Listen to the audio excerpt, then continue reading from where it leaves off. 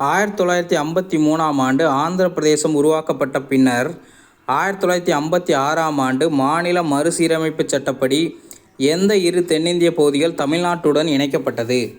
Answer பார்த்தீங்கன்னா குமரி மாவட்டம் மற்றும் செங்கோட்டை, இது ரெண்டும் 1956 தமிழ்நாட்டோடு இணைஞ்சிருக்கும். அது மாதிரி தமிழ்நாட்டிலேருந்து பிரிஞ்சு போன ரெண்டு 1956 என்ன பிரிஞ்சிருக்குன்னா மலபார் மாவட்டம் 1953 56 வரை நம்மளோட தான் இருந்திருக்கும்.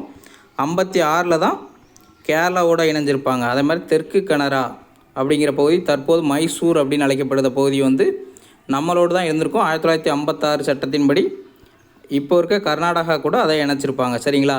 இது எப்போ அமலுக்கு வந்துச்சு அப்படின்னா 1956 நவம்பர் 1. சரிங்களா? நெக்ஸ்ட்டு அந்த டைமில் தமிழ்நாடு அப்படிங்கிற பேர் இருந்திருக்காரு, மதராஸ் மாநிலம் அப்படின்னு இருந்திருக்கும்.